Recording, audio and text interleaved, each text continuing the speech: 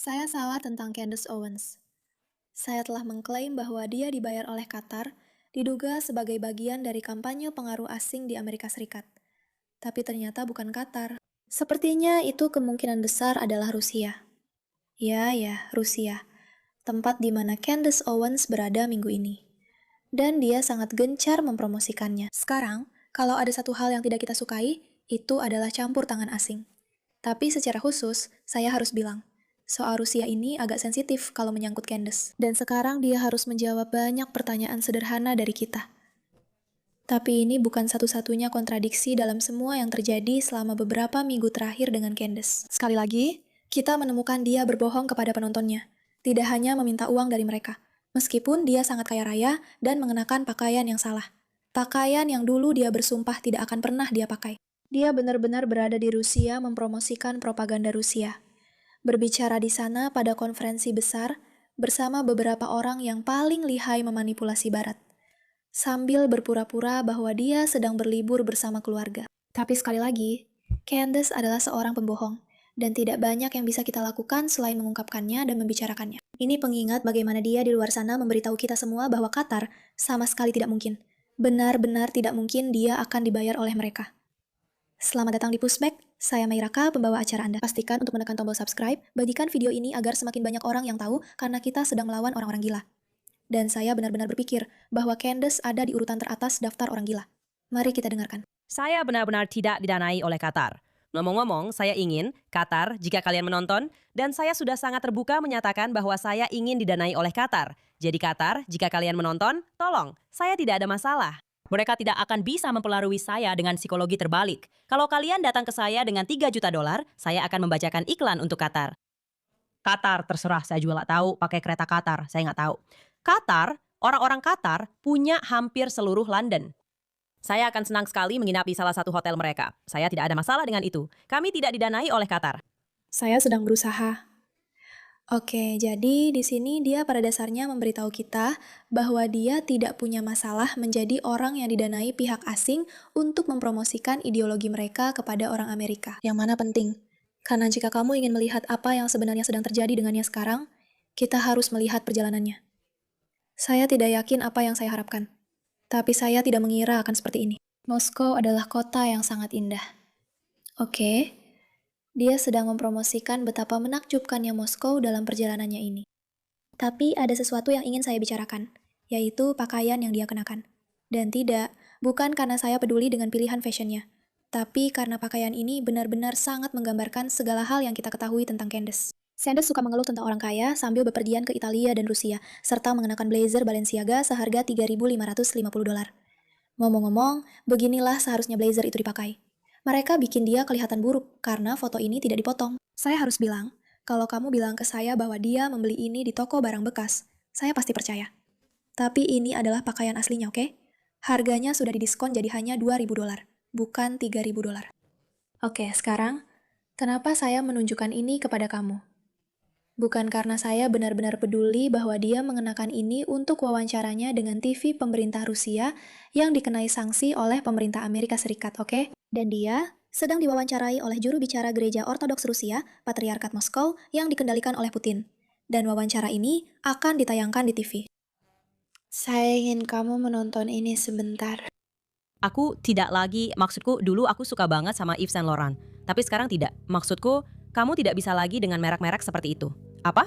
Iya, aku suka celana itu. Tidak, kamu tidak bisa. Apa kamu sedang memakai Yves Saint Laurent?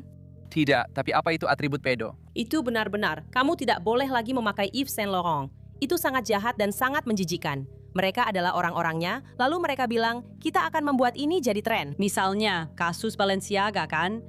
Iya, dengan boneka Teddy yang masih terikat dan agak aneh juga. Apakah kamu sadar kalau semua itu merek Prancis? Aku nggak pernah percaya sama mereka. Iya benar, jadi ini semua berasal dari Paris. Karena kaum Frankis adalah yang menyebabkan revolusi Prancis. Itu selalu merupakan serangan terhadap kekaisaran Kristen. Aku harus bilang, sebenarnya sangat lucu melihat hal-hal yang dia ada-adakan.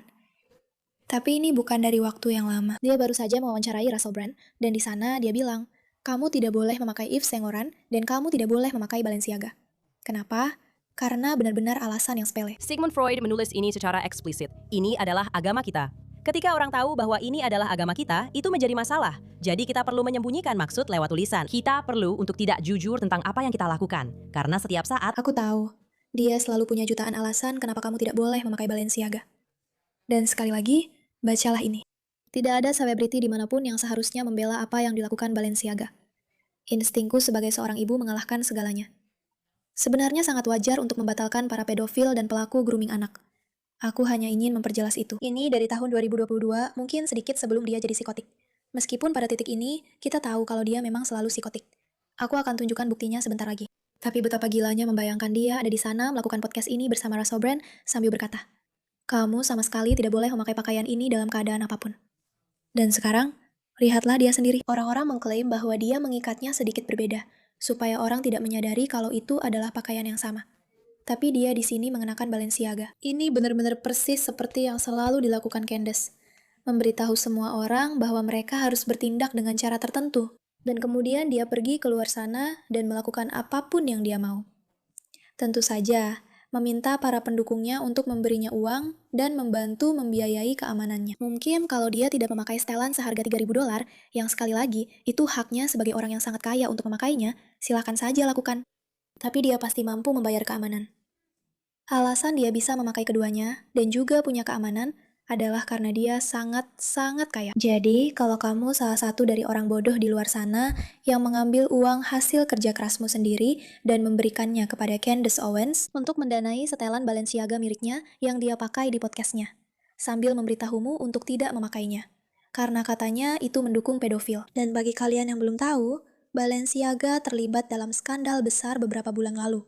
Mungkin bahkan sudah setahun yang lalu, di mana mereka mempromosikan iklan aneh dengan anak-anak. Itu benar-benar hal yang aneh. Dan Candace sudah angkat bicara sejak tahun 2022. Jadi sepertinya ini kampanye yang jauh lebih lama dari beberapa bulan lalu. Dia bilang, teman-teman, jangan pakai Balenciaga.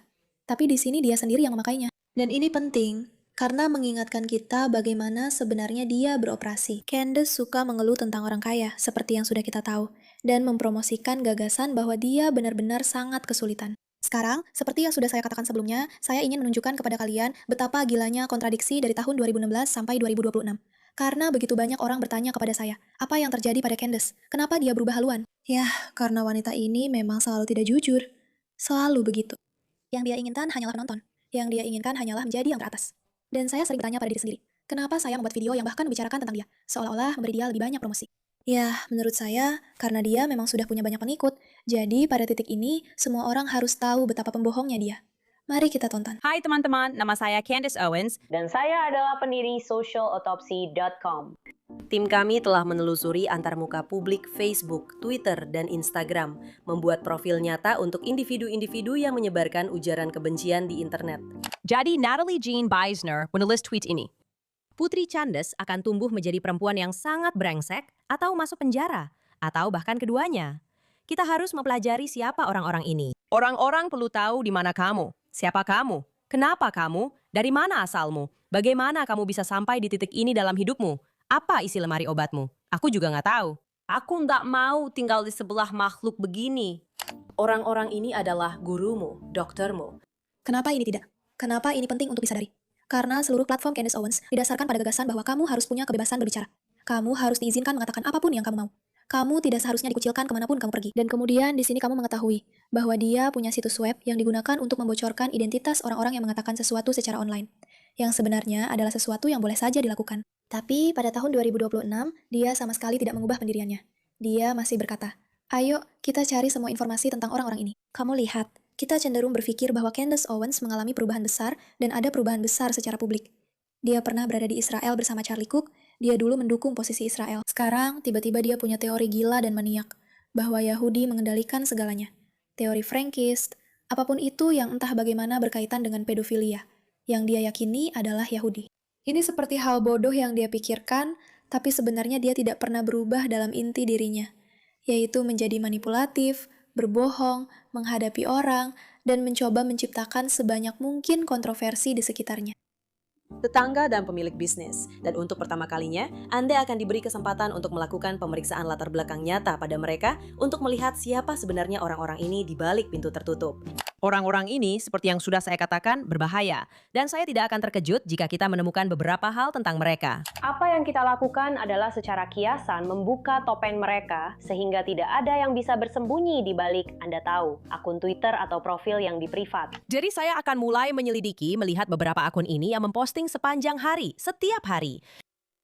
Dan saya akan memberitahu Anda apa yang saya temukan. Autopsi sosial adalah jejak digital Anda. Ini benar-benar yang dia lakukan. Ini memang kebiasaannya untuk berbohong saja. Dan sekarang, memikirkan bahwa dia benar-benar di luar sana mempromosikan hal-hal seperti Rusia itu sungguh aneh. Aku mulai mengerti kenapa para komentator panik, berteriak, dan berbohong tentang kolusi Rusia ketika mereka tahu di Amerika, saat platform ini datang ke sini.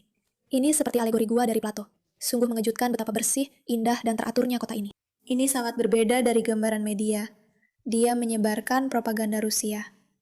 Dan sekali lagi, kamu mungkin berpikir, mungkin Candace ada benarnya soal orang Yahudi. Mungkin Candace benar tentang Erika Chuk. Tapi ayolah teman-teman. Kalian paham kan kalau Rusia itu memang masalah? Kalian paham kan kalau kediktatoran itu tidak baik? Atau mungkin kalian tidak paham? Mungkin kalian tidak paham. Dan kalau begitu, kalian memang bodoh karena mengikuti Candace Owens. Tapi memang menarik untuk dilihat. Mungkin selama ini kita salah.